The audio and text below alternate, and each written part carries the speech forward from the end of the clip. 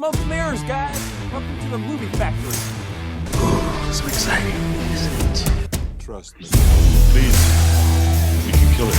Ferocious earth. I'm trying to put tiger bomb on this jungle flesh.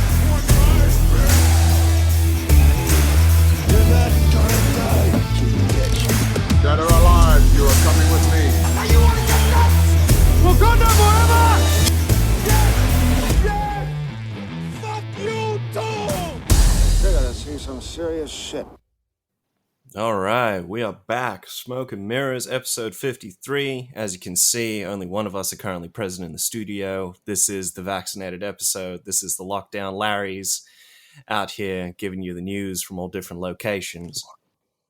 Bit This upset is about that this. Sydney I know. fucking bullshit. Live from lockdown. Fucking hell. I know, man. Hey, fellas, eat your grapes. Fuck. But nah, we live in Fuck, I there, hate big this. dogs. We all right? Yeah, this is good, man. Yeah. I got sick on Friday, right? So I was had to go for a COVID test. So after like standing in line for an hour, I like got it done, right? And the guy sits me down and he gets the Q-tip out, and then he sticks it right down my throat, like almost rams it. And I was like just naturally Pause. gag. You know what I mean? And he pulls out Yeah. and there's too much saliva on there. So the O starts flicking the saliva back in my mouth. That's fucking disgusting. and then Oh, proceeds fuck. and Why I would he don't know, do that? but then he proceeds to like take his time with my nose as well. So he like gave it like, I don't know, maybe 5 circles in each before he finished up that test. Yeah, I felt that one. Jesus. Maybe that O was cunty that you just Oh, man, It was rough. Badly. He's looking for that no gag reflex. I went and pause. I went and got one done in my area, and like the girls were really, really nice and everything, and she's like, you know, Jenny like put it in my nose, pause like, you know, a little bit, and she only did one nostril, so that was really, really good, and yeah, she was really nice and Jesus, everything. he did and, both. Yeah, That's it was mad. like really relaxed in there, man. Yeah. They weren't on like just panic mode. Oh my god! Fuck, that's good. How you going there, BD? You well? I said, are you well? Yeah, good. Living. I was just chilling out, man. Fucking. I think this is Sorry, big dog. You go. Ugh. this Yeah. is the sickest Same. I've been I in don't a know where we while, call- actually. Like I still feel fucked up today. It's just one of those things, man. Fucking. You get like real sick once every 2 years. That's me, man. And I'm just like doggedly sick, Yeah. just in bed. Just like. Like, I'm kind of glad it's school holidays and I don't have to do like the 8 a.m. wake up and everything, but it's just like, you just feel it in your body. I know, it's time, man. But moving into this streaming news, it's an exciting piece of material for us is that Amblin and Netflix have set a deal for Amblin to release multiple films per year through Netflix. Now, this is really exciting. I fucking love, like, anything, well, not anything that Amblin puts out, but I really enjoy the company, and I love the films that are set within that time as well. So this is a pretty big deal for Netflix as well. Do you reckon this is the biggest deal that they've had recently? Probably, because I mean they have had some big ones with Skydance and Universal, DreamWorks as well. Have also started using them to launch like their animated films and that. But Amblin, their future films, they might be in that mid-budget range, but their past catalog, like their back catalog, is massive. Like if Netflix were to utilize that to then, okay, I'm making like an ET fucking animated show or something like that. Be huge. They've already got Camp Cretaceous on there. Yeah. So it could be like big business. But, yeah. Do you think it's just because Universal? Because I mean, historically, what's his face? Spielberg has always released his films or most of his films through Universal. Do you think it's just because they don't have a streaming service just yet?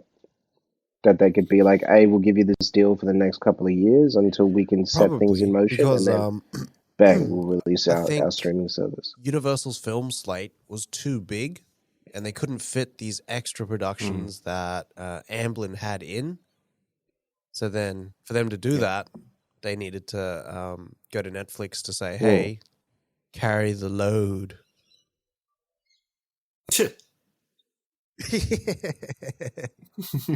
Share the load. Pause. Gandalf just busted all over fucking Sam and. Yeah. All right. So we got Bryan Cranston and Annette Bening. So they've signed on to do this new show at Paramount Plus called Jerry and Marge Go Large. Large Marge. All right. So this one is it's a remake, yeah? Is this the remake? No, this isn't the remake. This is an original Original story? Yeah. Right. So this is about this couple that they secretly find out this way to sort of win the lottery, right? And the lottery is $27 million. And they use this money to sort of help the town and whatnot that they're in. Yeah. They find a sounds loophole. pretty cool, man. Yeah, it's a loophole. So it's almost like that Lucky Numbers movie, but they're not nefarious. Yeah. They're actually helping people. They're the Robin Hood. There's no weird head Travolta in this. Yeah. But yeah, this is a comedy series, though. So, I mean, this I would have thought Bryan Cranston and Annette Bening signing on to this would have been like, some sort of serious sort of matter. But no, this is a comedy series. So we'll see what they bring. Cranston, like, he can do the comedy. Yeah. Well, that's the thing. I know he can, and so can Annette Bening. Yeah. I always think of that Sopranos episode, and where he's Kevin Slattery instead of Tony. When Uncle June shoots him, and he's having those weird dreams. But in one of the episodes, Annette Bening's in there, right?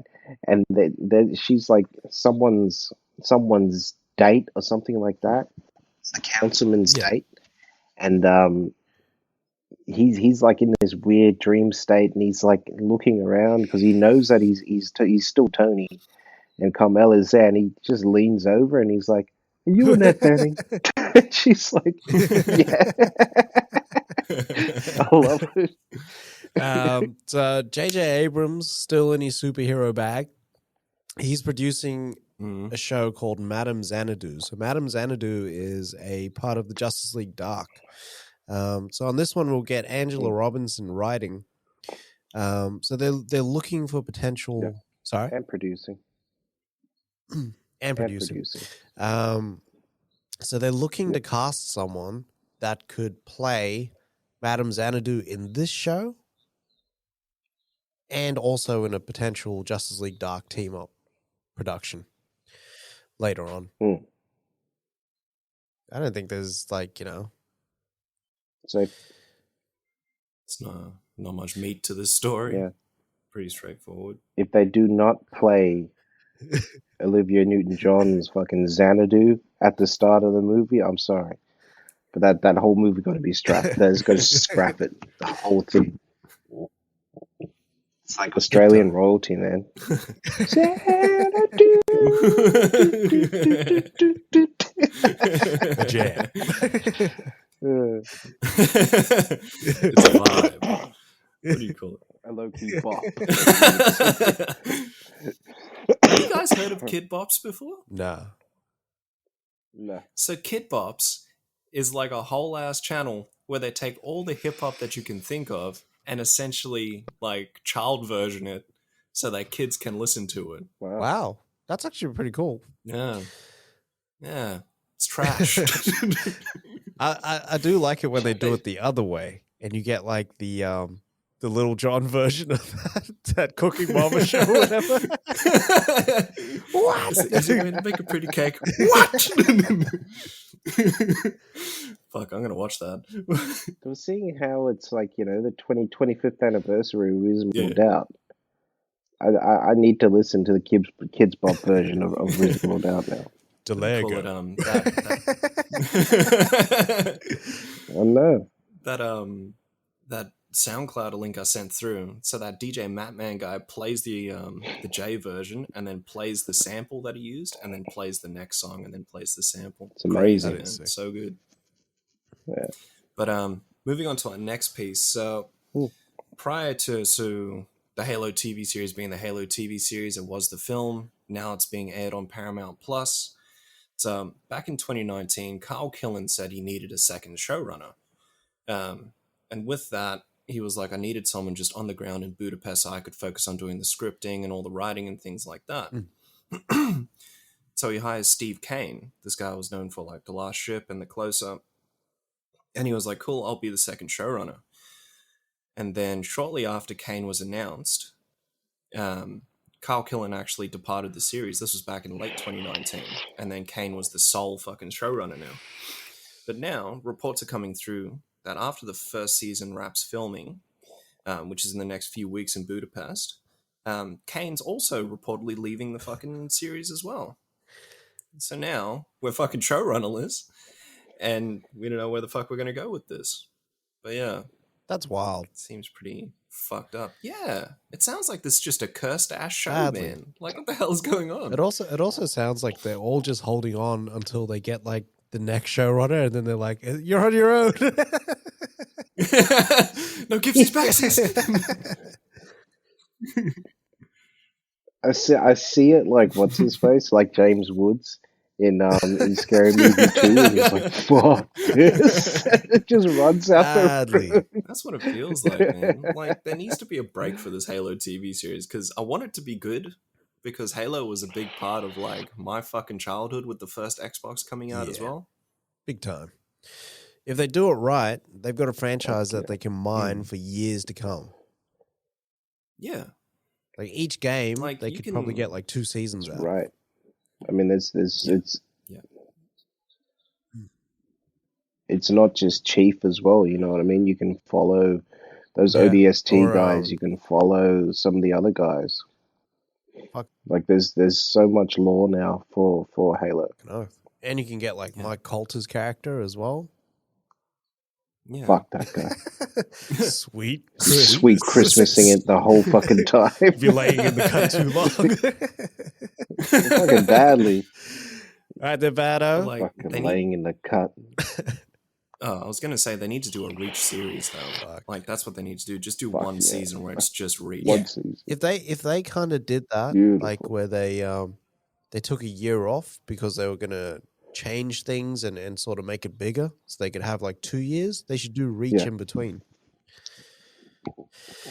Fire. Fuck yeah.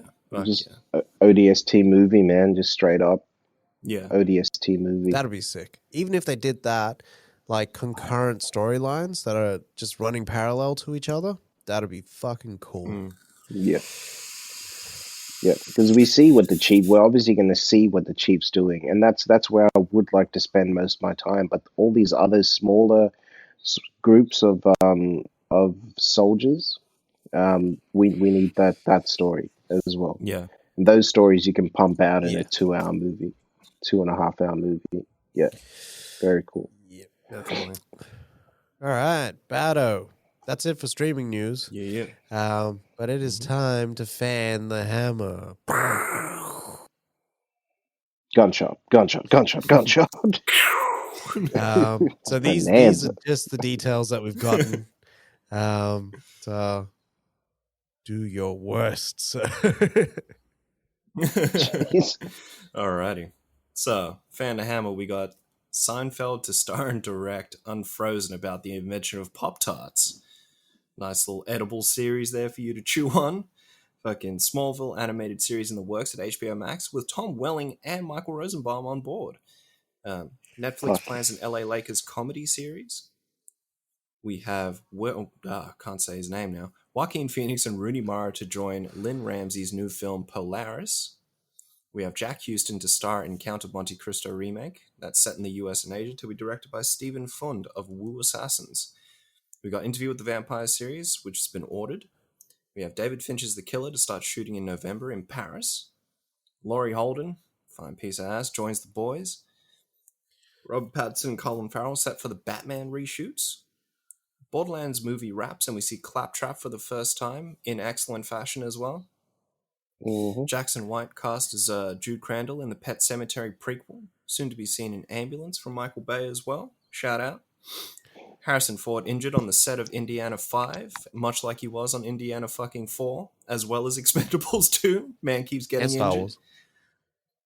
Yeah. Too fucking old, that's why. We have ScarJo to produce Tower of Terror movie for Disney. Not too sure if she'll star just yet, but she is in there to direct. We also have Sophie Turner to cameo in Thor 3. Tobey Maguire, Olivia Wilde, Spike Jonze, and Phoebe Tonkin have joined Damien Chazelle's Babylon. Tiggs. Matthew Robinson to write the Rogue Squadron film. Nice. Dune and Many Saints of Newark have been pushed back, unfortunately. 3 weeks each. We have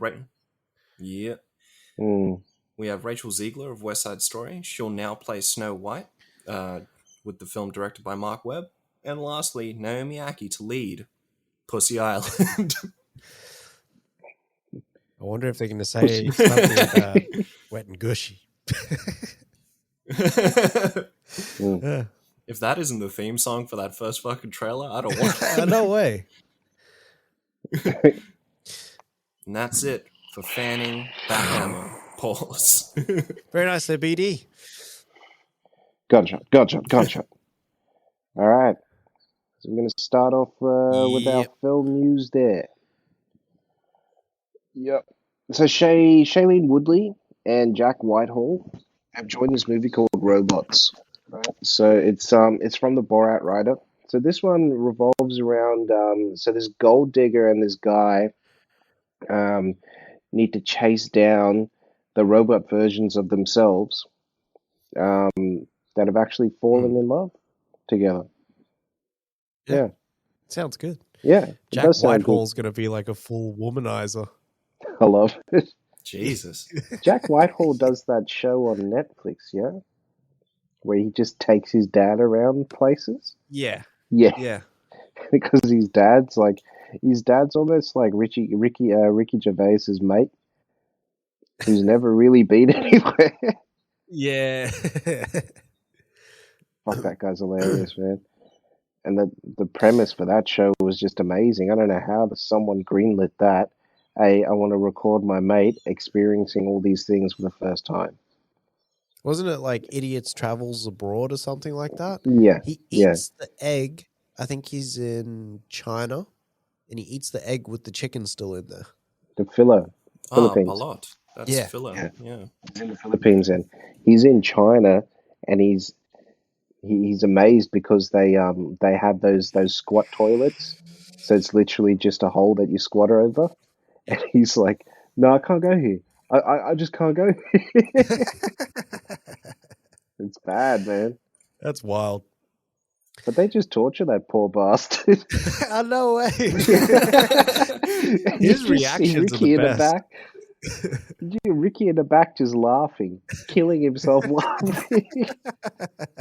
I love it. So we got a new movie by the legend Walter Hill, director of The Warriors. Wow. I know. I couldn't believe he's coming back. So he's directing this movie called Dead for a Dollar, and he wrote it as well. So it's going to star Christoph Waltz and Willem Dafoe. So Christoph Waltz is going to be a bounty hunter, right? And this guy comes to him and he's like, hey, this African-American soldier, because it's set in 1897, right? This African-American soldier has stolen my wife. I need you to go kill him and retrieve her. So Waltz sets out. And when he gets to this bar, he actually finds Willem Dafoe. And Dafoe is like his rival. And they always try one up each other. Anyways, Waltz also finds the African American soldier who's actually in love and in a relationship with the woman he's apparently kidnapped. So then Waltz has to make this Holy decision shit. whether he brings them both back, or he fucking or he lets them be. So it's his moral dilemma. I'm liking the sound of this. Wow. Knowing it's Walter Hill as well. There's going to be some action in this movie, Western action too, and really well done action too. Yeah, I'm excited for this one. That's kind of a little bit exciting though. What I'm hoping that they do have that rivalry, Waltz and Defoe, because that'd be good to see on the screen, especially with those two. Because Defoe can kind of play anything, for me. Anyway, same with Christoph Waltz, and the shit that they're going to bounce off each other, I think is going to be phenomenal. Yeah. Yeah. Hell yeah. Yeah. I'm excited. I'm excited, mate. Big Kev over here. Big Kev. Fucking Huey's cooking bitches. Alrighty. Fucking Huey, that dirty bastard, would use the dirtiest towels to wipe off the plates and whatnot. The dirtiest was when he used Jesus, the same and then towel eat to off wipe those his plates. moustache. I was gonna say, like, it was the same towel. Got sweaty, that guy? Fucking 18 seasons of the shit on the same fucking shoulder. I'm pretty sure that shit is just stained. He's got a dent in his fucking arm from it. Disgusting. So, we got Jake Gyllenhaal and Vanessa Kirby to star in this new survival thriller, Suddenly. So this is based on a novel by Isabella Tissier called Suddenly Souls. And it's based on this couple who have this dream journey to go to this island in the South Atlantic. But then all this shit goes down and they're stranded on this island. And now they got to figure out how to get off there. So apparently there is a narrative for this besides the book. And it's just like, it's the analytics of the dynamics of a relationship stripped of all the modern artifices. So Gyllenhaal's a really good pick for this as well, because that guy, like Defoe, I reckon he can do anything. So I'm excited to hear about this as well. But it sounds interesting. Vanessa Kirby is also the shit. Yeah. Fuck yeah. What is that movie that she was in on Netflix? Was it a Netflix movie or was it something else? The one where she got the Oscar nom. Fuck. I don't know, actually. It's supposed to be amazing, that movie. I haven't watched that. The only thing that I've watched her in is Hobbs and Shaw and Mission Impossible Fallout. I kind of hope she's back for the next Mission Impossible. I think she is. We shall see. We shall see. I like her. All right, so the news out of what's his face's camp, Bonaventura's camp, is Transformers 7 has finally got a little title there, and it's going to be called Transformers: Rise of the Beasts. Yeah. So this one, it'll include the Predacons and Maximals and Terracons. I have no idea what a Terracon is, by the way. Me neither. I know what a Maximal is, so that's like Optimus Primal and all them guys, yeah? Yeah. Optimus Prime was they're like the good guys. Yeah, he was like a big old fucking gorilla. It was wild. Yeah. We'll see. I don't know how this one's gonna sort of pan out, because I mean they tried this shit with the rise of the one with Marky Mark in China. Age of Extinction? Yeah. And they just like showed them for a little bit. This one does sound like you're going to have multiple Optimuses, though, because you've got the full G1 Optimus Prime, they're saying. Yeah. Which is my Optimus Prime. I don't know. I don't like that new one. That's my Optimus Prime. Yeah. So I don't know if it's because maybe they will include multiple primes, because there are multiple primes. Yeah, and they're going to be rolling around in 94. '94, yeah. So it's going to be set Which in is that cool. Bumblebee timeline. Thank God. So after 87, but they like this is the thing that worries me, right? They were like, we're going to take the heart and soul of Bumblebee. This is what Bonaventura said. He said, we're going to take the heart and soul of Bumblebee, and then we're going to stick that into a big old action movie with some more of that Michael Bay Fuck action. that. I was like, you kind of had the formula right with Bumblebee. Don't fuck with it. Who directed Bumblebee? Travis Knight. So he's the Why the fuck are we not just getting him back and just giving him a bit more money? I know. So this one's directed by Stephen Cable Jr., the Creed 2-0. Yeah, it doesn't really blow my skirt up. If Me it was like, if it was bloody what's his face, if it was what's his name, if it was Coog, then I'd be excited. Yeah, but Capel, I don't know, man. Like, I don't even think he got to direct his own movie on Creed. Probably not. I think it was heavily influenced by Coog and by Michael B. and the studio, obviously, because they wanted a And hit. Sly. I don't think he got to. I don't think he got to do it. And Sly jumped in there. Probably gave him some directing And tips. Sly, obviously. But you want Sly. Yeah. You want Sly to be like, hey, like, try do this. Because he's directed how many of them. Yeah. But I don't think anything would change as well with Transformers 7 because Paramount's going to be in Cable Jr.'s ass all the time. Oh, badly.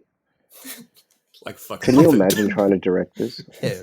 Badly, I'm man. surprised Travis Knight got Bumblebee off, to be honest.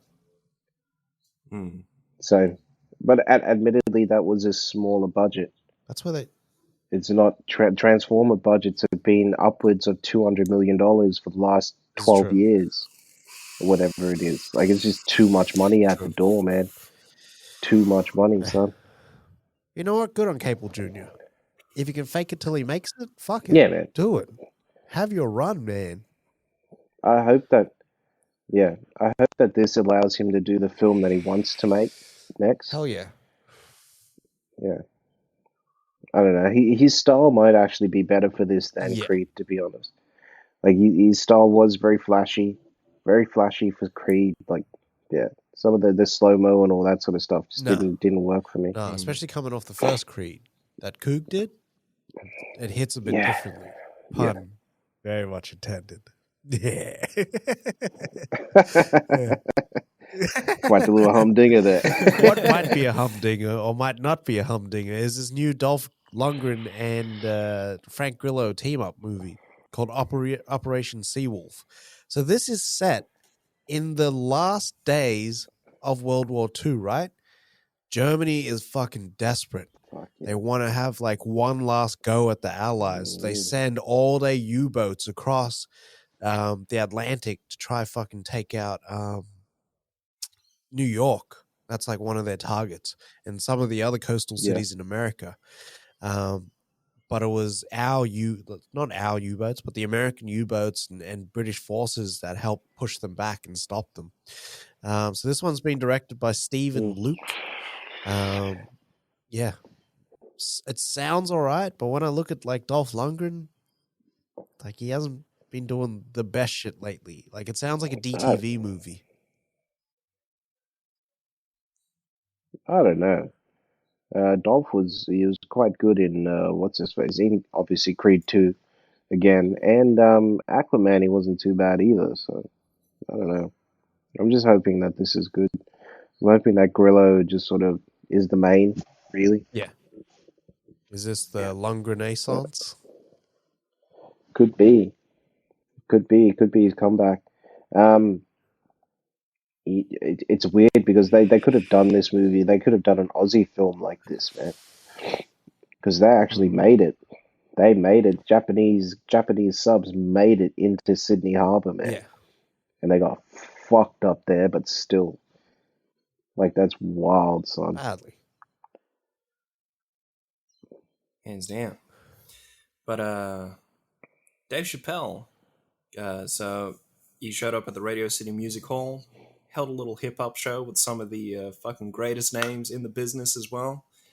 Fuck, I wish I was there. fucking Fat Joe, Fuck yeah. Q-Tip, Redman, Talib Kweli, fucking Dead Prez was there. Fucking everyone was That's there, great. man. And This is a block party all over again, man. Yeah, It's and not on fair. and on top of him like having like one of the maddest fucking hip hop performances, he also announces that he has a fucking documentary in the works, just called Untitled: The Dave Chappelle Documentary, which is fucking crazy to me, that's nuts, eh? and it's so fucking exciting. Yeah, so good. Like, what's crazy is that little mini concert that he threw on was half an hour. Any one of those Yeah. guys could have dropped Yeah. like a half an hour at least set of all their hits. And that would still be nitpicking hits as Yeah. well. Like these guys have a catalog of bangers too. And that documentary, man, like I'm excited for that because that's like going back and documenting all of COVID in Yellow Springs, Ohio, and what makes their city or their town very different in how they actually tackled the pandemic. Because they've got a really cohesive community where they all work together. Yeah. And he was saying Yeah. it was so natural with him actually reaching out to get this done because, sorry, what's their bloody names? Julia Reichert and Stephen Bogner are like his next door neighbors, and he almost just walked up and said, "Hey, I'm doing this documentary. You guys want to do this with me?" And they're full Academy Award winners. Yeah. Yeah. So good, man. Yeah. He literally just walked around. I love it. He spoke about it on the Rogan interview. So I'm pretty sure that those little Netflix like the 10-minute spots we've been seeing is from this documentary, right? Yeah. So he spoke to Rogan about it, and he was like, you know, for us to do it in Ohio, we had to get the mayor and everyone on board to do this. Yeah. So they had to organize all of the emergency workers. They had to vaccinate everyone. They had to get everything done. They had to provide masks for people as well, so that people were using the right masks. He didn't want them to come in there with their own masks. That's why everyone had those cool Chappelle show or Chappelle masks. Yeah, that's why everyone had all that shit. Fuck, that's like cool. the safety was like the number one thing on the list for these guys, and they got it done, man. They allowed like people from the community to actually come out during COVID and sort of, you know, do something rather than staying home. It was unreal. I love it. Yeah. And that's, So I mean, fucking good, man. that's just Chappelle putting down for his community, man. He wasn't born there. He wasn't none of that. He loves his community. Yeah. Yeah. Yeah. And it's beautiful. If I could move there, I would. I'd like to go Yeah. visit. Now, oh man. Yeah. But This is awesome. with all this as well, like this whole doco could have been just Chappelle himself, but he's got Kevin Hart here, he's got Chris Rock, he's got all these comedians on top of that. Yeah. So It's a big show. crazy. I think this one, he actually got Louis C.K. out too. Oh wow. Yeah. Yeah.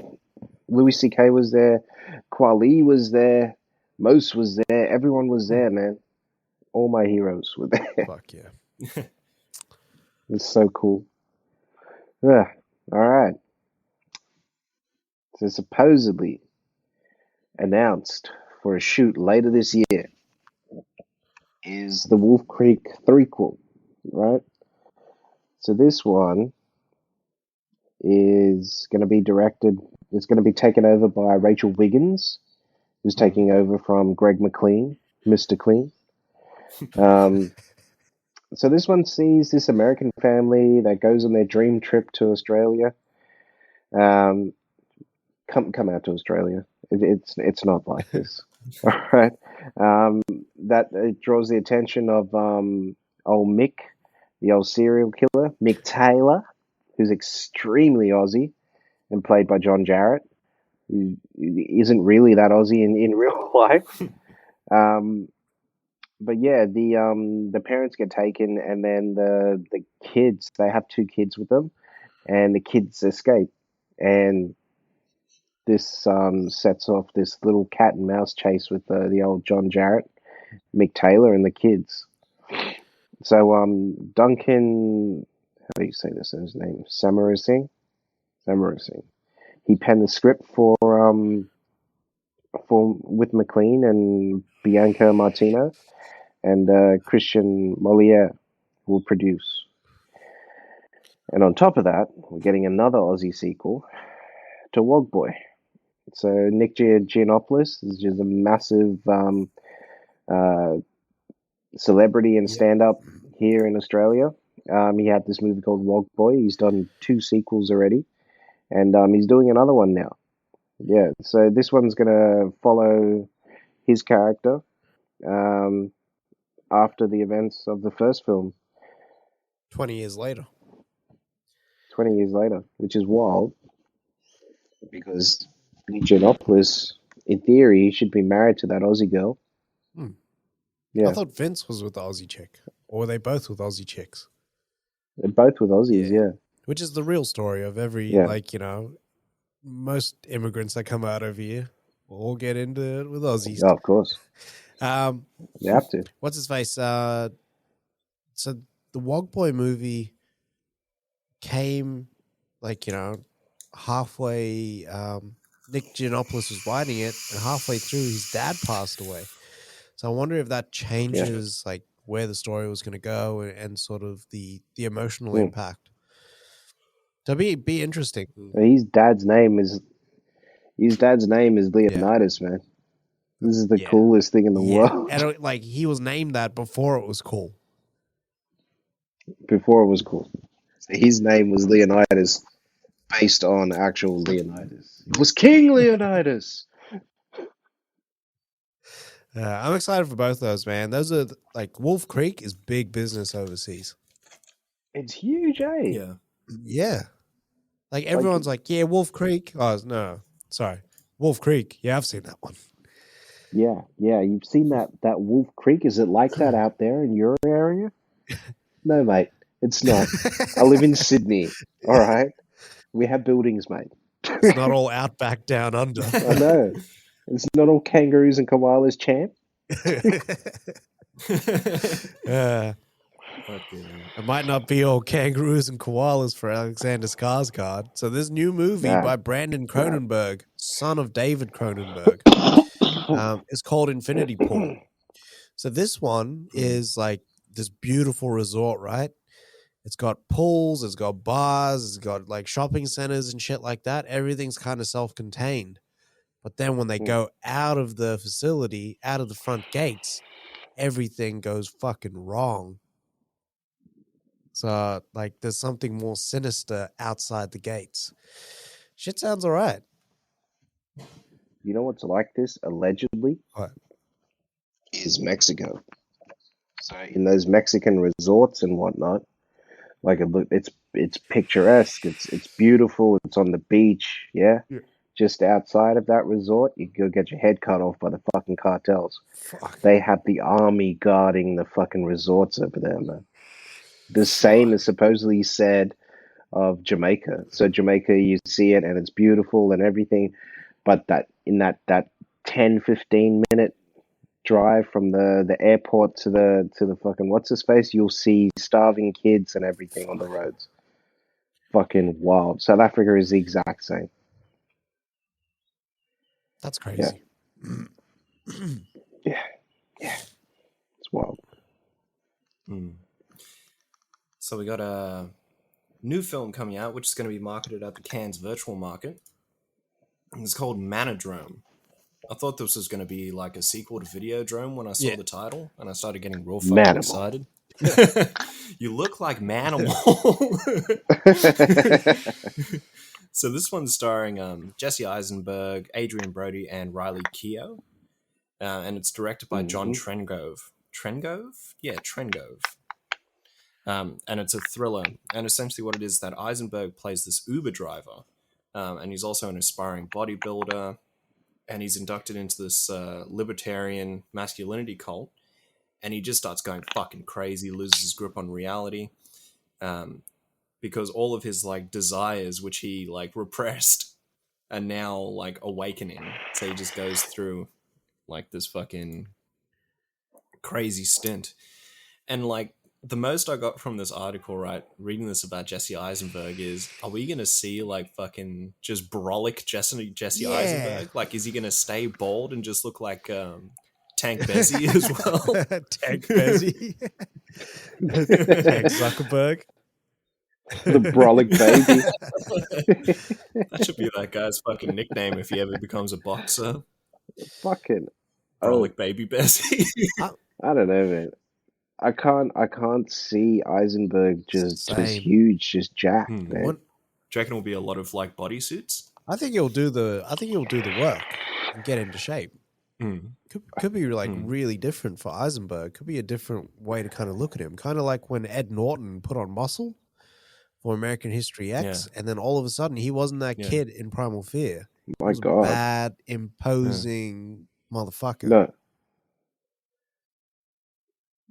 Yeah, but even when he changes in Primal Fear, he's not that kid in Primal Fear. Nah. How did Ed Norton not? Well, how did he not win? Who was up that year? I don't know. That was That way was back. amazing, man. Yeah. Admittedly, it probably was like fucking Russell Crowe or someone like that for Gladiator. Yeah. Yeah. I think Primal Fear was like maybe 5 years before Gladiator. True. What do you call it? Interesting though. Fucking Eisenberg. Guy always throws me off. Maybe you'll start doing like more action movies like that 30 minutes or less or whatever the fuck was called. Ultra something. Ultra American Ultra. American Ultra. I don't know, man. I hope he does get jacked, but yeah, we'll see. Yeah. He could just be a natty bodybuilder, you know what I mean? So he won't be juiced to the gills, and he won't need to get absolutely True. huge. I'd like to see him like actually like change his body type though. Yeah. Maybe that's why we haven't seen him in a while. True. To be honest, maybe. You haven't seen him out in public. I mean, it has been COVID, but you haven't seen him in a while. Yeah, that's true. Best supporting actor was Cuba Gooding Jr. for Jerry Maguire. Yeah. Oh. Yeah, I'd take Cuba over that. Yeah. I'm sorry.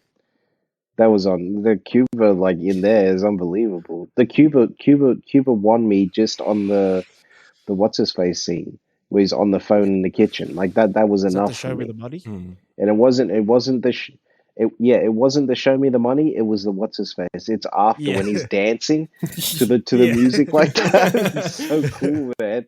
Because he turns that music down, show me the money, and turns that fucker all the way back up again. I love it. He's so cool, man. But Cruise was nominated that year as well, wasn't I do believe he was. But that was Jeffrey Rush that took that one down for Shine. Yeah. And he deserved that shit too. Because straight up Aussie royalty in the building, bitches. Yeah. Frances McDormand also won that year for Fargo.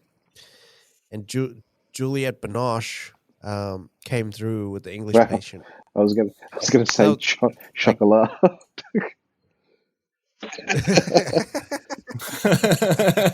You mean chocolate? Yeah, but we say it's chocolat. It's chocolate.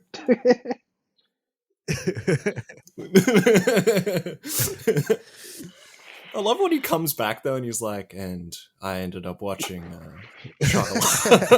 It was great. It was good. That's it for film news this week.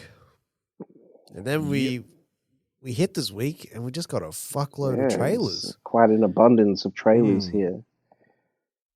And big trailers, too. Like, they weren't, like, little, like, artsy ones. No. They was big. So we got, Go on. You go. Go on. Go on, champion. So we got our second, the second trailer, so a full trailer for Snake Eyes this week. Man, this looks good. Yeah. I've been shitting on Lorenzo and a Benzo for this whole episode, but like this actually looks quite good, man. Yeah. Like, I was really surprised by this. So I obviously I'm going to reserve judgment for when I actually see the movie, but when I first heard about like Snake Eyes as a concept movie that they were going to do, I was like, the fuck are you going to do there? But seeing Henry Golding, seeing Andrew Koji, the shit's just coming together. It's looking good. Yeah, man. Like, for me, the only thing that I wish, for me, this is just Ninja Assassin Light, yeah. But for me, if this was R-rated, man, next level. It would have just like come off the page. For me, the first time I saw this, I was like, oh yeah, is Ray Park going to be back? And you were like, nah, it's Henry Golding. I was like, who the fuck is Henry Golding?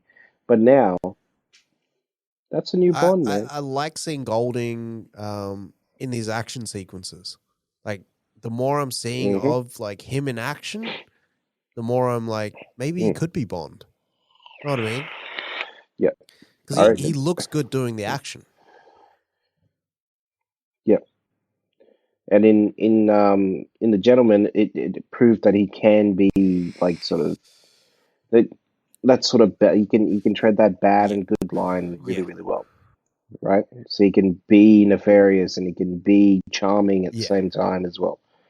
Like in that scene with him and McConaughey's wife is like you can see Bond there. Even though he's evil as fuck in that room, in that scene. Yeah, but he's still very charming in that scene. Yeah. But yeah, it looks good, man. I'm excited. The next trailer we have is The Shrink Next Door. This is the Will Ferrell, Paul Rudd starrer. So Apple TV Plus. So Will Ferrell kind of he starts seeing The Shrink, right? And Will Ferrell's extremely stuck in his ways. He's kind of, he looks like fucking who's that? Bob Ross. He looks like Bob Ross. He does actually. And then he sees the Shrink, and then the Shrink kind of like sends him off the rails, sort of like opens him up a little bit. Yeah.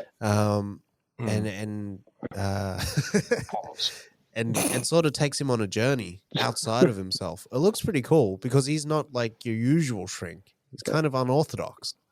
But during like those glimpses in the trailer, it looks like he starts living with him and everything. But there's like some glimpses in the trailer of Paul Rudd looking pretty evil as that Shrink. Yeah. But it looks good. Yeah. It looks good though. Yeah. I like it. I like what I'm seeing. What do you call it? You know how you said Bob Ross for Will Ferrell? For me, he looks like he could have been Woody Harrelson's brother in Carnage. He does have that hair. We also got the next trailer for Suicide Squad as well. Yeah. This fucking looks alright, man. I'm so fucking pumped for this movie. Yeah. Like, we got some new scenes included, but it was still some of, like, you know, the regular stuff too. Yeah. Idris being a bad motherfucker as well. Yeah. So good, man. Idris being responsible for putting Superman in the hospital. Yeah. For shooting him with a kryptonite bullet. I like it. Yeah. I really like it. Because someone on IG was like, is this how they're going to recast Henry Cavill? Because Superman would have his face reconstructed and like they could just recast him that way. And then Gunn was like, is this really a rumor? Please tell me it's true. It's crazy though, because they wouldn't even be able to fix Superman. You wouldn't be able to use your scalpel. You wouldn't be able to use anything to actually change his face. You wouldn't be able to cut it. No, you would have to have... If Superman had a big old... Yeah, if he had a big old chunk of just like, you know, a big cut, and you tried to pull down on that cut and tear it more, nothing would happen. You could lift cars with that cut. You could just put the hooks in there. Yeah. Yeah. That's fucked, eh? You'd have to have kryptonite implements and instruments. Yeah, to cut it. Yeah. What fucking killed me in the Suicide Squad was the last scene with Killer Shark, King Shark, King Shark. Yeah, King Shark. Yeah, and he's like, what's his face? Flair is calling out orders, and he's just like, "Bird, I see bird. Get off the com squad." Fucking killed me. It looks good, Oh and man. it definitely looks like Idris is having a lot of fun because he's like the unofficial Mhm. leader. Mm, I like it. Yeah. fucking jacked in Yeah. that movie, by the way. Mm. He's He's looking real so good. big. They had to get Yeah, him in the singlet yeah. fit. He put the work in. Oh yeah. Is he crying in that scene Was Ratcatcher? where? Yeah, Yeah, that's what I thought as well. he I'd is. never Eh? seen the tear before. Yeah, he is crying. He must be talking about his daughter or something. Because that's what he's. It's weird that they use the daughter angle in this one Again. because, well, it almost feels like it was supposed to be Deadshot. Yeah. Yeah. So I don't know. We'll see. Looks good Yeah. though. I'm in. So we got the yeah. It does. I'm all the way in. When is it? October? August. November? August? A month Ooh. away. Thank God. A month away, man. We got the Annette trailer too. Yeah. So this was quite interesting, man, because I didn't watch the first Yeah. trailer. So I was like, Annette. I don't know what that is. Whenever I hear Annette, it's always Donnie Brasco. When the what's his face catches fire, The chicken. the coco bun that he's making. Yeah, and he's like, Annette. She has to put the fire out. That's all I think of. But this looks damn good, man. Yeah. What's his face? Driver. Adam Driver. Wow.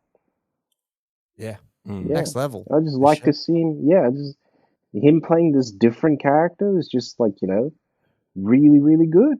Yeah. Adam Driver should always be a bad guy. I was like thinking like it'd be cool to see him in an action movie that isn't Star Wars. That isn't style. Yeah. That'd be good, actually. This guy might be prime material, like for Wick 5 or 6 or something, just to have some kind of fucking role in there where he's just part of the Continental or something. Yeah. It If should be If the liquid. Continental's still there. he was in the Continental that show, Yeah. that'd be fucking crazy. Yeah. Yeah. He should be Liquid Snake. Yeah. That's who he should be. Mm. Yeah. I'd even see That'd him be cool. as Fuck, that'd be a alright, man. solid. As Solid, yeah. We can do it. Yeah. But they already got what's his face, man. Who? What's his name? Oscar. Ah, yeah. But Oscar isn't tall enough, to be honest. Yeah. That's true. We got a teaser for Sing 2, which ended up being the whole movie at 3.5 minutes. It showed you Literally the whole everything. movie. They didn't even keep the secret character secret for some fucking reason. No. So it didn't tease anything. This is more like the Money Shot trailer, to be honest. Yeah, It's the man. compilation. They showed you everything. My God. It But was just all at once. and it's more of the same. Still looks good. Still get McConaughey in there. Yeah. All the original cast is coming back, but then we're also joined Mhm. by Bono as well. That's voicing Bono. the secret character. Yeah. God. Yeah. Yeah. We got a new trailer for CODA as well. Yeah. This is looking really good, this movie, man. Fucking right. This is the awards. Yeah. This is what's going to win awards, man. This is going to be Apple's first award. Yeah. Yeah. No, no. Well, first Oscar, maybe. Yeah.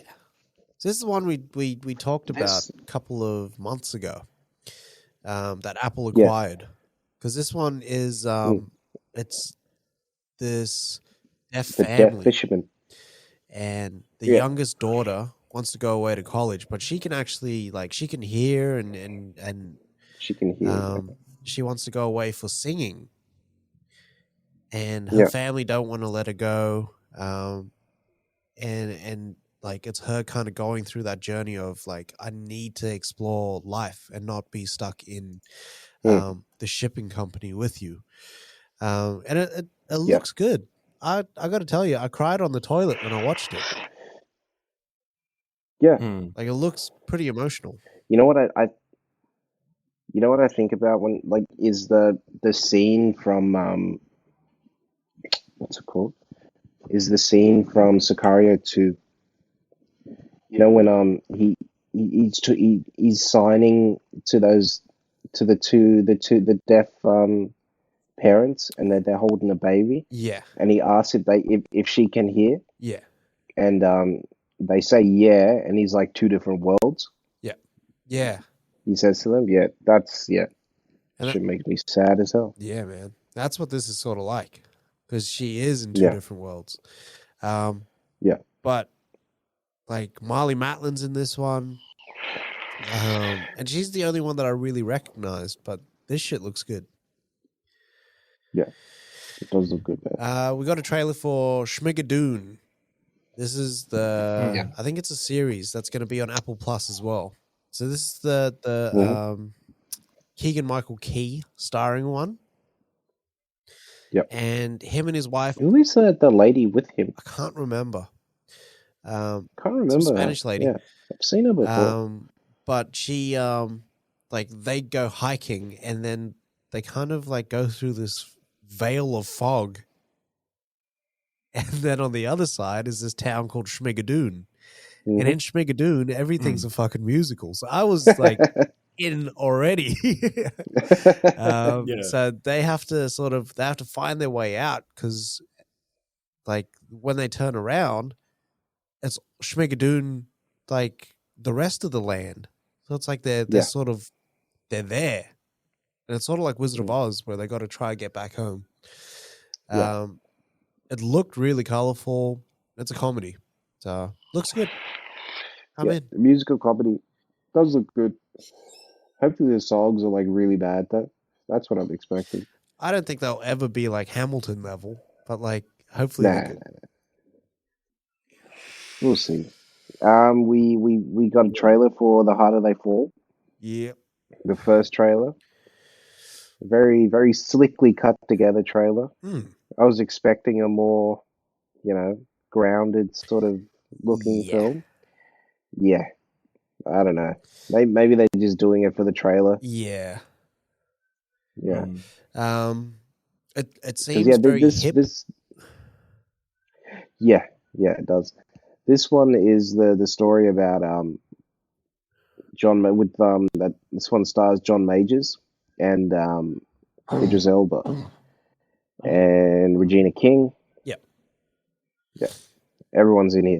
So John Majors' character Idris Elba, I think, kills his brother or family, one of the two, and it's his revenge story against him. So I was expecting like this full-on revenge sort of thriller sort of action movie. Yeah. Doesn't look like that in the trailers. The trailer doesn't make it look like that, but I don't know. Maybe it could still be like that. Yeah, I mean, it's different when you watch it, and it's completely different to the trailer, because they might have just made it hip and catchy for the trailer, but like, I'm kind of hoping the tone changes, and it's not so modernized. Like, I like that grounded kind of feel in a Western where the revenge is like really, really felt. Like when he finally kills the person, or there's a resolution or something, you feel it more like if it's grounded and it's not almost campy and comedic. Yeah, that's what I'm expecting from that movie with Defoe and Schultz. Yeah, Dr. Schultz. Yeah, that's what I'm expecting. That's the feeling that I expect, especially coming from. Of course, I gotta watch this. Regina King's in there. You know. My queen. We got a first trailer for HBO's The White Lotus as well. So this one is it looks funny and serious and everything. This show. So this revolves around this resort in Hawaii, and just everything that sort of happens within that resort, right? So one of the stories, this one has what's her name? Daddario, Alexandra? Alexandra Daddario, Alexandria Daddario in here, and one of the stories is like this: she's on a honeymoon with her husband, but then her husband's mother, the mother-in-law, just shows up out of nowhere, Yeah. and then basically spends time with them on the honeymoon. There's also like it looks like the concierge or whatever it is gets into it with the husband as well. Yeah. And there's this little cat and mouse game that's going on there, and yeah, Or the it looks quite good the though. single woman that like gets one massage and just can't leave this masseuse alone. Yeah, yeah, But it's it looks cool, and what were you gonna say? That's what? that's Stifler's mom as Yeah. well. Yeah, But it's sort of like apparently it starts with the stories, right? All separate and everything. yeah, But then they just start coming together and it's like yeah. boiling and then it just explodes. That's mad. That concierge is either Kiwi Yeah. or Aussie, but he looks fucking hilarious Yeah. in there, man. Yeah, it looks funny, man. Yeah. We got our And we got the our trailer. second trailer for Shang-Chi. So this one detailed more the father-son relationship between Simu Liu and Tony Leung. And Fuck yeah. like gave us a bit more action, a bit more insight into the 10 rings. We see a bit Yeah. more of Aquafina and Michelle Yeoh as well. So it looks Yep. like in this movie, Shang-Chi is wrestling with his identity and his like his parents. So where he will fall in terms of being a hero and a villain. And during like his travels, it looks like he goes to like a fight club or something like that, and it's not any ordinary fight club because he's fighting Abomination as well. Yeah. Yep, Who actually has fins on the face. And a Did he? loincloth, by the way, which I found really weird. Yeah, he's actually wearing a loincloth. So either like, after Hulk beat him down, he grew like big old dick and balls. Or like they just added it for the character now. Like he's Okay. actually got a dick right. or whatever he's got. Yeah, it's a bit weird.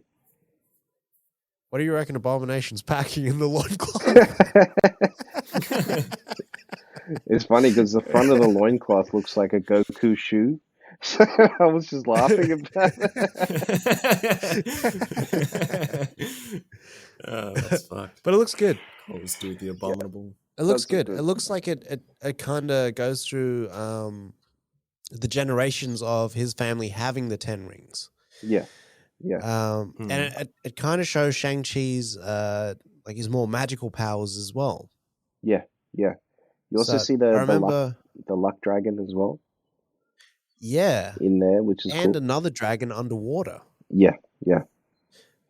But I remember Daniel Dustin Cretton, the director, saying like he wanted to make Shang-Chi more than just martial arts master. So like now we can sort of see the magic coming out there. Yeah. I'm just excited to see the Mandarin, True. to be honest. And how he's gonna the real Mandarin, and how he's gonna wield those 10 rings, which aren't really 10 rings on his fingers anymore. It's like rings around his arm, which he can control, which is very cool. Yeah. And what that tech is, and if it is tech, and if it does have something to do with Stark and all that sort of stuff. Yeah. Yeah. You didn't get to see as much fighting in this trailer though as well. Like No, this one was a lot more action set piece. Yeah, heavy. not a lot of hand to hand stuff, which is different. No. Yeah.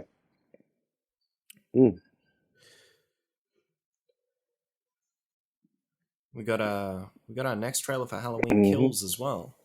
fucking wild exciting. We get to figure out how Michael gets out of that fire. Those fucking firefighters not letting him burn to death. Yeah. Well, you got to do your job so well, man. But no, what do you call it? This looks exciting. So we got more of Jamie Lee Curtis as well coming through, preparing because she knows that shit's going to go down again. And they need to get ready because this guy's going to come through and fuck everyone up. Yeah, it's weird, this one. Fucking It's wild. Yeah, it sort of treads that line in between Halloween 2, where, you know, Laurie's in the hospital, and then Michael comes to get her, and then like it's weird because it switches then, because then she gets the townsfolk to sort of, you know, execute her own little version of town justice. Yeah. Yeah. It looks very Made action. This is almost like justice.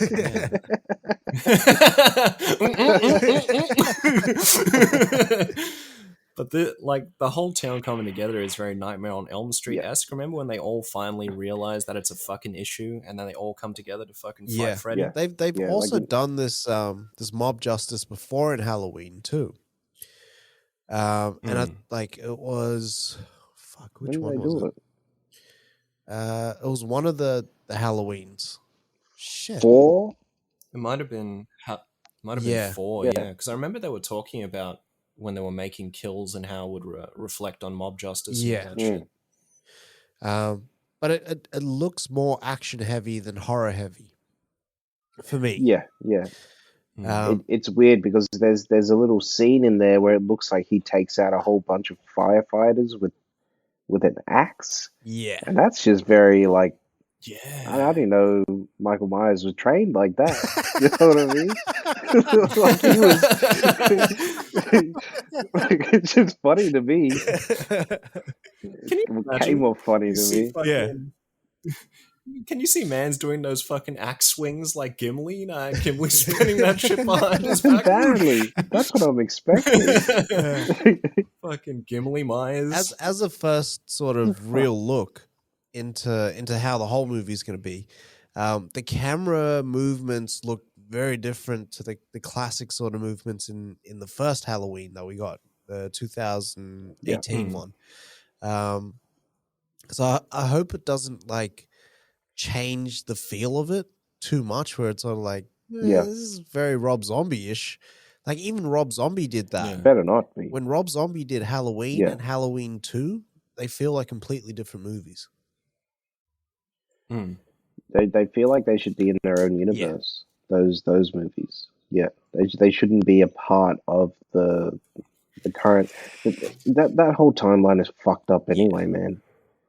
Jeez. Like the weird sort of like it's weird in that after 3, from Halloween 4, it goes into this weird sort of thing where he's like this fucking part of a cult and whatnot, and there's cult leaders that worship him and all this other nonsense, and he's like this supernatural being and all this other shit. Instead of it just being him that's just fuck crazy, like they gave him a reason to be killing people out there, killing people and shit. It's just weird. I don't know how and they do end up remote controlling him in that one as well. Yeah, it's wild. Like put the rooms out, then like turns him against like the people that are trying to like his worshippers and stuff like that. Oh man, yeah, it's a bit funny. But yeah, she does say something similar, right? Every person he kills, he reaches transcendence. Yeah, like, that's more than just evil. That's what threw me off a little bit in the trailer. And I was a bit, I was like, don't do this. Please don't do this. I don't want that. Like that was the worst time. Like they did it in Halloween 4, continued it in 5, and then Halloween 6 they just said fuck this, and they got rid of all that bullshit. They were like, nah, it wasn't actually Michael Myers. It was a different person that was just wearing a Michael Myers mask. That's how they retconned the whole fucking thing. Yeah, it's wild. I can't believe they made 6 in the originals. Oh man, but they were hitting. People were watching them. They were hitting. They were making them for like $14 million a pop, if that. Sometimes it was 10. they'd make a shit ton. It was weird because they'd make a shit ton of movie on one, and then the director would come in and be like, "Yeah, we're going to give you this much budget and everything," and then they'd come through and be like, "Actually, we're going to give you $4 million less to make your movie." You're like, "What the hell's going on here, man?" Make it stretch, people. Like, I wrote this. I wrote the script, like, because of this, and now you're giving me less money. Like, we can't do this now. It was weird, Yeah. but yeah, I'm excited. I want more horror, Yeah. and that's exactly what we got in this last trailer. Yeah. It's the best trailer of the week. Yeah. Yeah. This shit was exciting. Came out of nowhere as well. So Candyman, we got that next trailer. Fuck yeah. So this one really focused on the racial injustice in Chicago, right? So they tell you the story about this other Candyman in Cabrini Green, and he was giving out like sweets and stuff to kids, and then razor blades started showing up in the candy, right? Mm-hmm. And then they go out and they find this guy, they chase him down, they fucking kill him. 3 weeks later, more razor blades. So he wasn't the fucking Candyman. No, he wasn't. And it like now it feels like they're targeting them. So then Yeah, it's almost like when mob justice goes wrong. And like if you look back at the first Candyman, that's how they killed him. Yeah. In that. This looks good in terms of like ratcheting up that horror. They do a lot of like sort of saying the name, and it's like he brings him back, he resurrects him, and then it's almost like they'd forgotten the story, and now they're remembering it. And that's the other thing Nia DaCosta was saying, was that gentrification doesn't fix the past. No, it doesn't. It just puts a nice new coat of paint on it. Yeah, it's the only thing it does. Yeah. I actually saw a really good piece about something like that, about the past, and it's like, to put it into perspective, let's say you're a person who hates disabled people, right? And you build a hotel built specifically to keep disabled people out. So entries, exits, any way of getting around this hotel, disabled people can't actually make it through, as in like mobily disabled. But then, let's say that person passes away and someone else inherits the business that doesn't hate disabled people.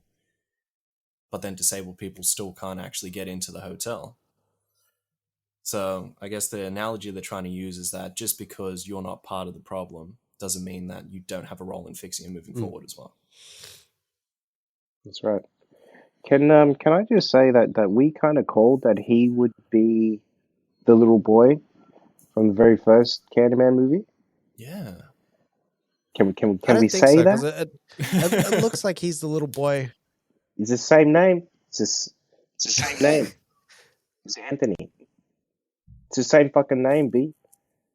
And that's his link to Cabrini. What's his face? Is he the kid in the first Candyman, or the Candyman story that they tell with the guy giving out the lollies?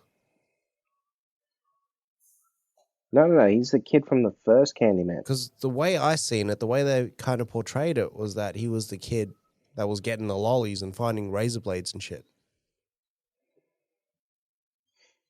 Yeah, I the way I saw it was that was just their new Candyman legend.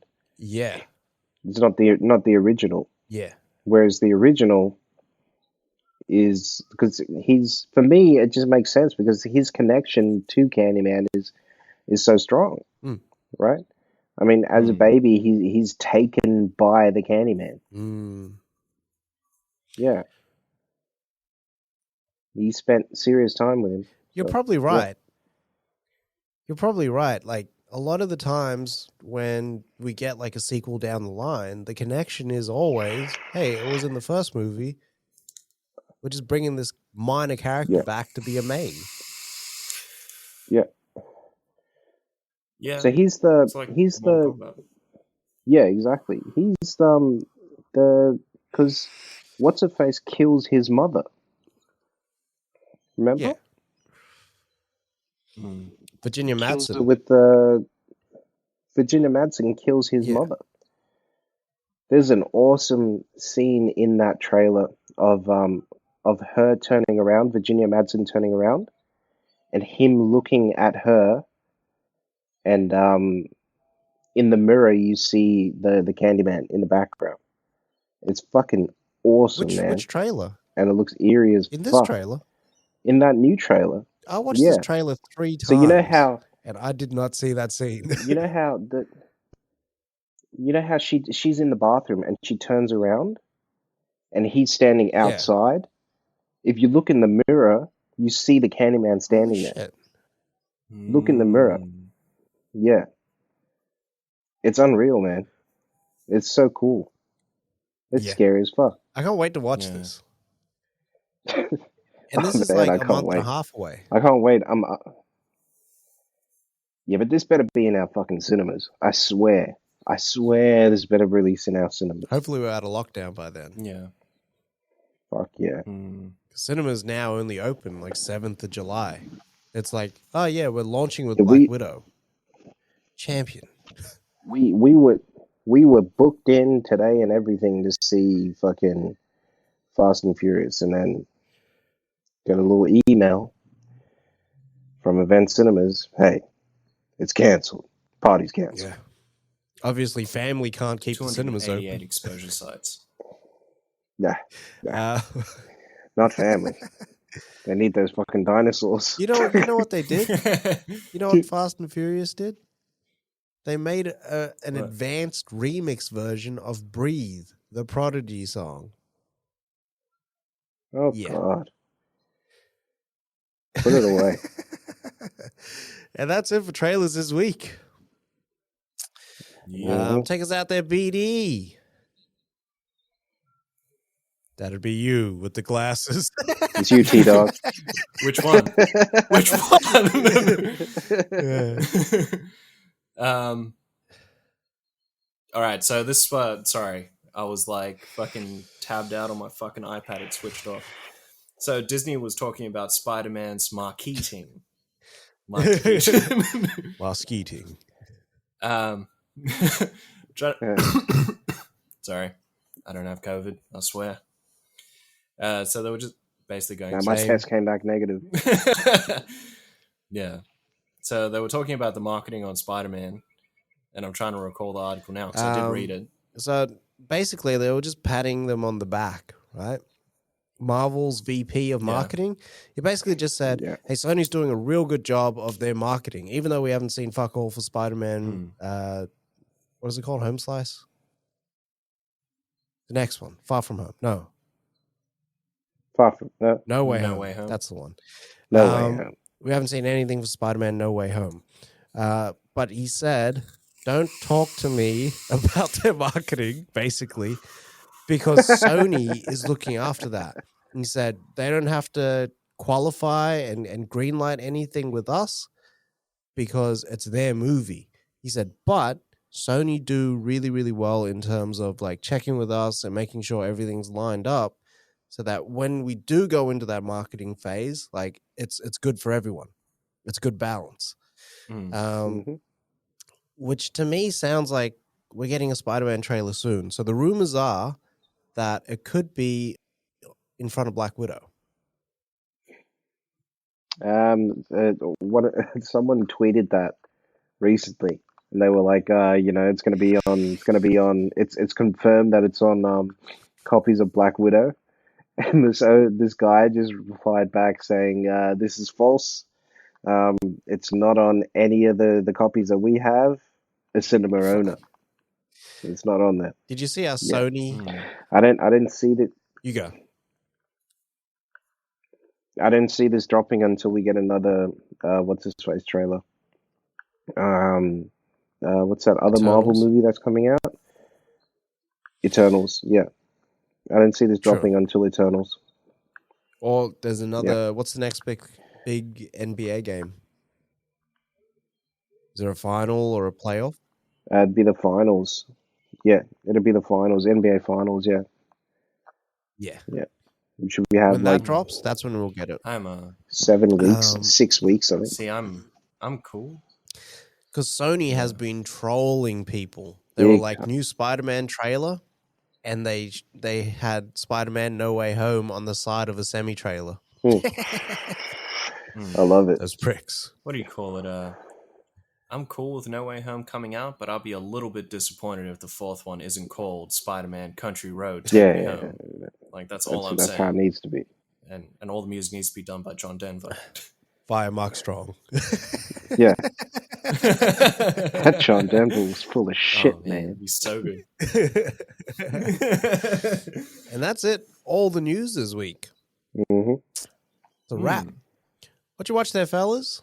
Actually, we all watched Loki, Yes, we did. and it was a big old short episode. Fucking 31 minutes, mate. Yeah. Yeah, and a nice little team up with Loki and Sylvie. Sylvie, yeah. So she's chosen to call herself Sylvie. Uh-huh.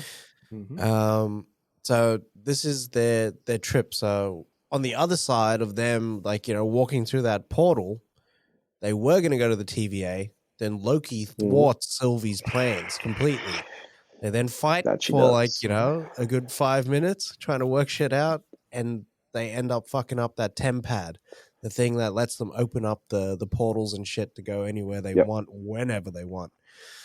And the last destination they go is this fucking planet that this moon is going to crash into. So they got 12 hours to now recharge this tempad. So they need a massive amount of energy. To recharge it. Yeah. You know, when they said they were on, like, the moon was going to crash into them, for a fucking second, I thought they were on fucking Titan. And they were on, like, the other side of it, and Thanos was fucking... That would be fucking crazy. That's what I thought as well. Yeah. So they end up sort of trying to work each other out. So they... And understand each other a bit more. Yeah. Because Loki really wants to work together. Yeah. And she really doesn't give a fuck. Nah. It doesn't look like she cares much. It's just the mission. She just cares about the mission. Yeah. Whereas Loki's a bit looser as well. He's like getting drunk. And Extremely loose, this guy, man. fucking magic everywhere and shit. It was pretty cool.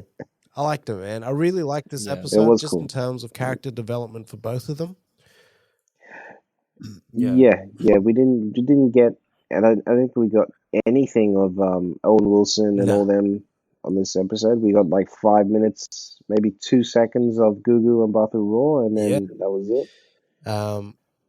We did get a nice little piece of Loki talking about Frigga, his mother, and sort of like her teaching him magic, and also her influence on him, which was mad. Like it was such a good humanizing piece for Loki. Like the whole series, I feel like is them trying to make him more relatable. Yeah. So we also, like, the internet's been on fire right now because he said that he had both a lot of boyfriends and girlfriends. So yeah, I didn't give a shit. Like for me, it wasn't like, you know, like I didn't flinch when he said that sort of shit. You know what I mean? I didn't take it as Loki, like, you know, I didn't know that he was bisexual. I didn't give a shit. Like, yeah, I didn't care. I didn't care at all. Yeah, but I'm also glad that they didn't play that off like a mic drop either. Yeah. Like it was just casually in the conversation, then like we're off to the next thing. And Sylvie was talking about like she's got someone at the end of the mission that she wants to get back to. I almost think like in the future, because her name's Sylvie and Sylvie is also the name of Enchantress, right? Enchantress also hooks up with Loki. Yeah. In that Hulk verse, she's the one that enchants the Hulk. And she's with Loki. So what if her getting back to that bow is actually Loki? Yeah. So Loki's literally going to go fuck himself then. I honestly don't think she's even a Loki. I don't think so either. The other thing that we got from this episode was we got from this episode was that everyone at the TVA is variant. Yeah. Yeah. This was a big one. That's the big thing. Like everyone is a variant. Like everyone. Yeah. Like that means I don't think those timekeepers is real, son. Nah. I think it's fake and made up, and none of what they do will actually impact the timelines. Yeah. That's what I'm thinking. Yeah. So they could literally do anything. They could go through and kill Captain America if they wanted to, and it still wouldn't affect the timeline. Yeah. Yeah. That's what So I I'm wonder thinking. if this is going to have like sort of repercussions for Endgame, where they thought it was like a new timeline. You thought. But it really changes fuck all. Yeah, it didn't change a thing. That's what I'm thinking, man. Yeah. It's interesting. Really, really interesting. I really love this episode. I really wish it wasn't so short though. Yeah. Like when it wrapped up, I was like, "What is going on here, man?" Like, Did I this miss is just 15? getting going. I got 20 minutes in here. We got that nice little one shot as well. Yeah, I was just about to say. Which is pretty cool, like them trying to find their way onto that aircraft, onto that shuttle. And then all of a sudden, when they're running through, an asteroid just comes through and just blows that bitch up, man. Jeez. Yeah. I enjoyed it. I liked it though. I can't wait. Can't wait until Wednesday, man. Same. You know, it was fucking hard. So I didn't watch it Wednesday night. What's it? I watched it. Dang. I watched it Friday night. Oh wow. Yeah. So dodging all those fucking spoilers was insane. Oh man. I didn't send shit through either, which was good. Because usually, sometimes we lead with the spoiler. Oh. Yeah. Oh shit. I watched it fucking 3 hours ago or some shit, man. Wow. Nah, man. Because of spoilers, I have to watch it on the night. Yeah. Like, I think I watched Loki at like 11:30 on Wednesday. Yeah. No, I didn't. No, it was like 9:30 or something. I was like in bed, dying. Half dead. It was What were you bad. going to say there, Matto? You said weird thing is? Weird thing is, I didn't even try and avoid the spoilers. They just stayed the fuck away from me. I was That's on good. Twitter all day, every day as well. And Teflon Don over here.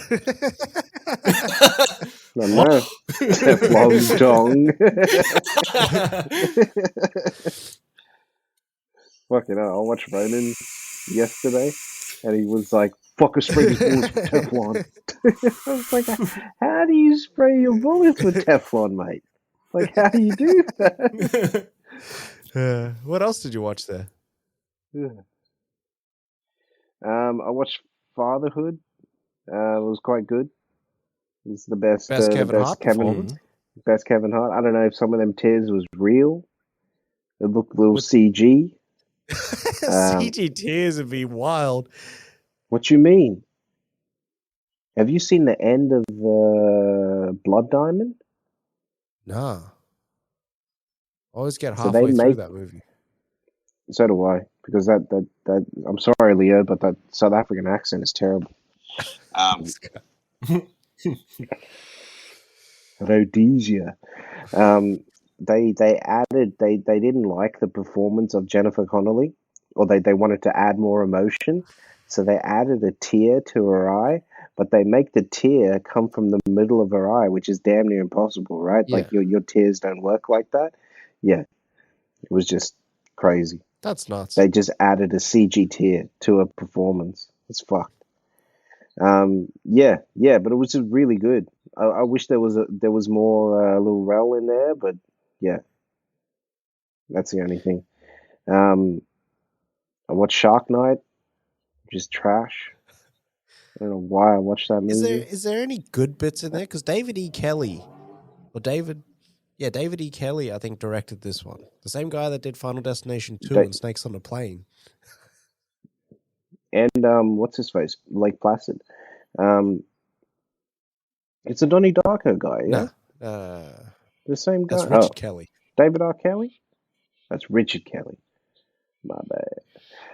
Nah, man, this is terrible. They made a PG-13 bloody shark movie, which is impossible. Like I don't get it. That's dog shit. Like it doesn't make sense at all.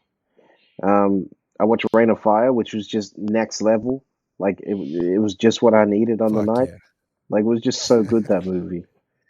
Do you remember so good. tracking that movie? I watched Mad. Yes. On ET. You remember how excited we were? Big time. Yeah. Man, it was just like we were so excited for that movie. It was like Bale like had just been announced as well as the new Batman. Because and we had, and then after that it was that, and then we saw him in Equilibrium, and then he was cast as the new Batman. We were like, this is the best, because we called Bale as soon as we saw Patrick Bateman. We were like, that's Bruce Wayne, like that's what we want Bruce Wayne to be, Batman. And then he got it, and we were mad excited, and it was good. I watched Maverick, which is really good. There's nice little throwbacks to Lethal Weapon and whatnot. It is a Dick Donner film. There's also a nice little throwback to Superman, because What's-Her-Face is in there, Lois Lane. Margot Kidder's in there. Yeah. I watched In the Heart of the Sea, I watched Ronin, and then I finished off with Thunderheart. I feel like not many people talk about Thunderheart. I thought it was gonna be like the same story that there was in the new movie Killers of the Flower Moon. Like I thought it sort of is like that. That you do find out that, you know, they are sort of drilling on Indian land and whatnot, and poisoning water and all that sort of stuff. But yeah, this is supposedly it's an amalgamation of all these other true stories that actually happen. Yeah. Wow. And Val Kilmer plays like this. He's half Native American, half American, really, and he hates that side of him. He doesn't really know about that side of him, and hates his father, who was Native American, and he just didn't understand his father. Yeah, Kilmer opening up the clinic on this one? Nah, not at all. Nah. So it's weird because it was it shot beautifully, because it's done by the GOAT. Fucking what's his face? Deacon. The Deke. Really? Shot by the Deke, man. Yeah. It's supposed to be one of his earliest. Yeah, it would have been. Well, he would have, on this one, he would have actually had Connie there with him, right? Advising him. Depends. 'Cause that was his guy. Yeah. Probably No. This was done. Yeah, this was done early, man. It was done way early before what's his face. This was done in the 1990s, B. So this was way before. Yeah, this is way before Connie actually passed away. Conrad. Yeah. Actually passed away. Which would have been like 2000 or something with Road to Perdition. Yeah. 2000, nearly 2002. Remember? I was in like year 11 or 12. Yeah. Wild shit. Very good there, dog. So that was it. That was the week. Did you watch there? Did you watch that, Beatty? So I watched The Fog, the remake of the John Carpenter one. Is this the one with Tom Welling? Yeah, it was the one with Yes, Tom it is. Welling. How was it? It was alright. It was actually alright. I didn't mind it. It wasn't that scary at all, to be honest, but I don't know if this was marketed as a horror movie. Shit. But that fine ass Selma Blair is in here, though. Jesus. Please. Mm. But no, I didn't mind this. But then, I don't know, it just felt real flat, that movie. Yeah. And there was just like bits and pieces in there that you didn't understand at all. Okay. I don't know, have you guys watched the remake of this movie? No, I haven't watched the original either. But I remember, like, isn't Yeah, the premise me of the neither. movie, this fog rolls into town, and with it, like, the dead rise, like these dead pirates and stuff? Yeah, so, like, fucking, there was just like a whole bunch of fucking shenanigans that went around back in the 1800s. And Shenanigans. some dudes got fucked over, and then they put a curse on the town. Shenanigans. Give them the shenanigans in. And then, yeah, You hit him with the shenanigans. they uncovered this fucking, like, the items from back then, and it just brings the fog in, and these dudes come through, and they're trying to reclaim the land, essentially. Shit. It was all right. Like, it's actually not too bad a watch, to be honest. Okay. But then I watched House of Wax, the remake as well. Yeah. And I fucking loved it, eh? Wow. Okay. Yeah, really, Wow. really fucking enjoyed that shit. Did you believe that fucking Zemeckis was, like, produced that shit? This is Ghost House, wasn't it? Ooh. So it would have been Zemeckis and Sam Raimi. So this was Dark Castle. Yeah. Dark Castle, sorry. That's the one. Yeah. Isn't it Zemeckis and Sam Raimi? So I can't remember seeing Raimi's name, but I remember Yes. seeing the Zem himself. Invader Zem. Fucking, I enjoyed the shit out of this movie, man. I don't know what it was, but I just really fucking liked it. Was it Paris Hilton I was buying going- the farm? Yeah, it was. It was. Like, if I ever have a real bad day, I'll just put that scene on. But I forgot how fucking hardcore this movie was as well. Like, when they catch Padalecki and they wax him up like that, pause. And then, Wax that ass. Pause. and fucking the dude comes through and finds him there as the wax figure and goes to go touch his face and then peels the fucking skin off. Yeah.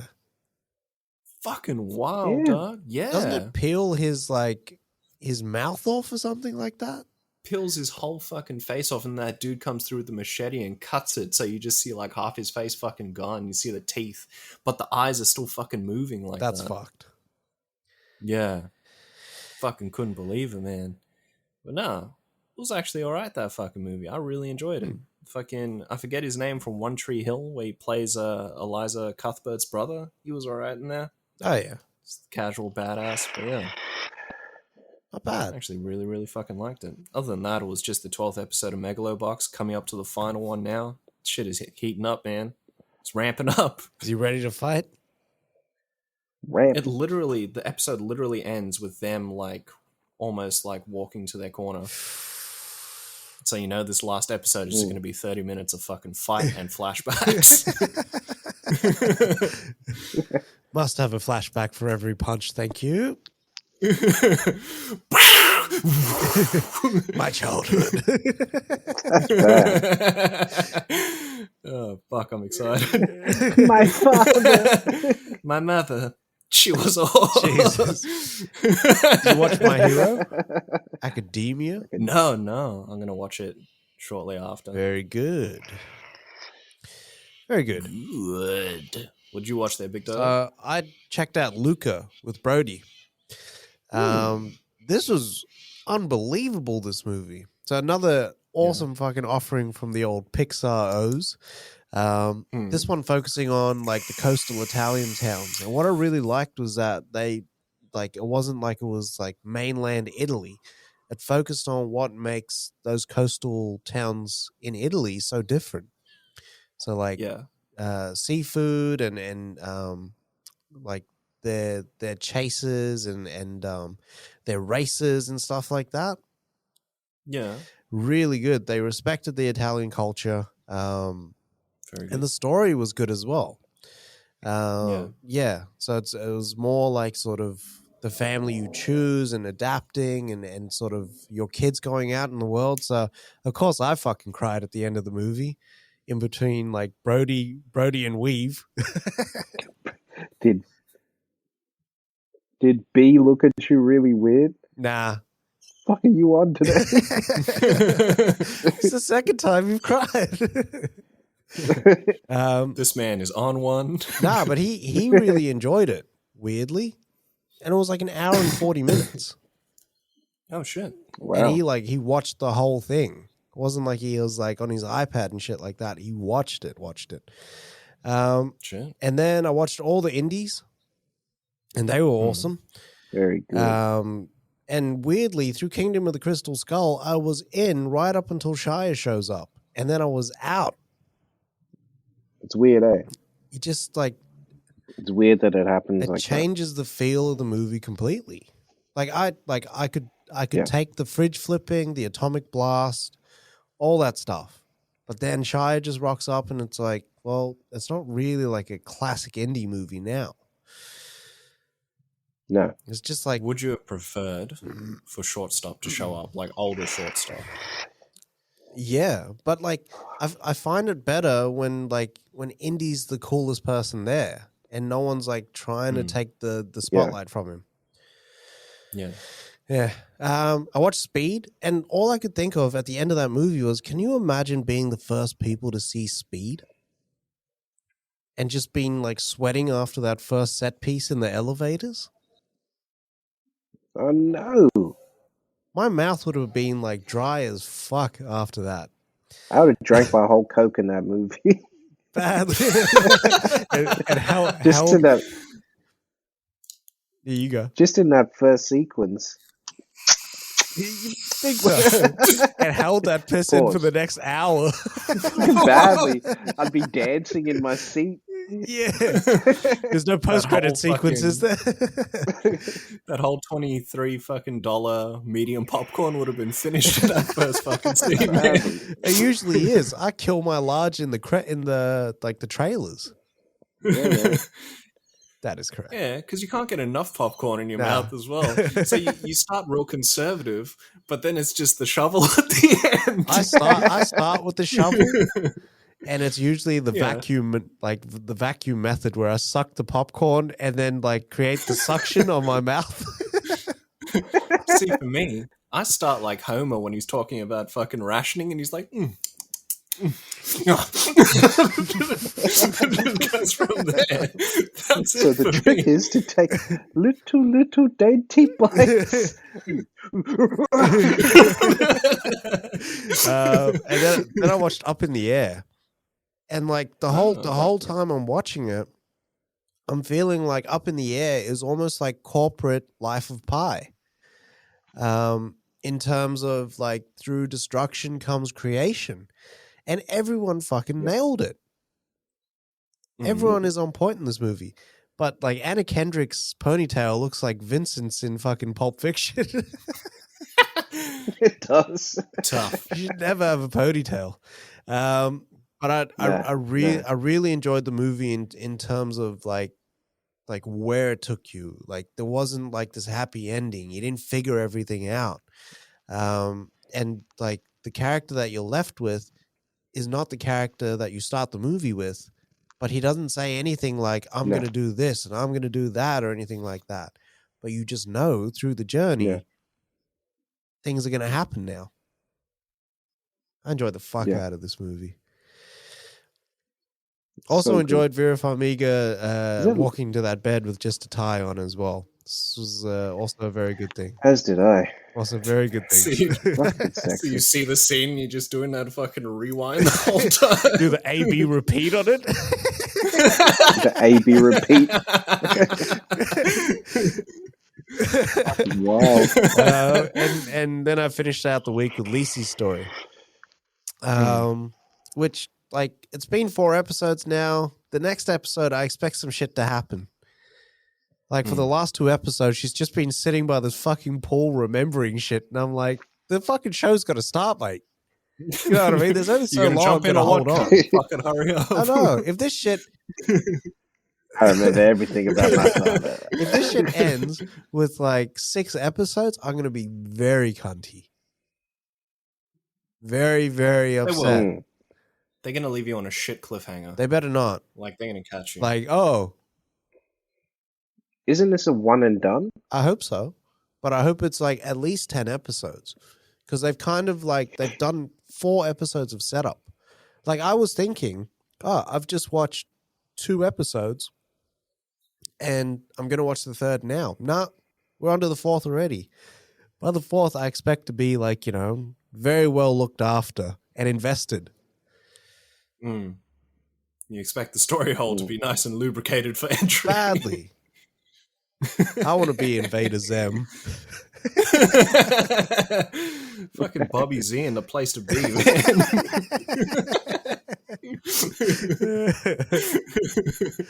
Yeah. You know that motherfucker called himself Bobby Z as well. I never take anyone serious with the last name Z. I know. Like if they just initialed it. And that's it. That is a wrap. Yep. It's been real fucking weird not being in the same room with you, Oues. Yeah. Yeah. Miss it. Hopefully like in the next hopefully in the next 2 weeks we can chop it up in person. What's his face? Yeah. You can reach us on all social media, Instagram, Facebook, and Twitter. We're also on Spreaker where we host our podcast, and YouTube under Logo Smith Media. So check us out there. The links will be in the description of our episode. And we'll be back next week. Same bat time, same bat channel. So love yourselves and love movies. Yep. Stay safe, everyone who's in Sydney or even just around the world, to be honest. And vape more, smoke less, and wash your ass. Just when I thought I was out, they pulled me like a kid. On your butt.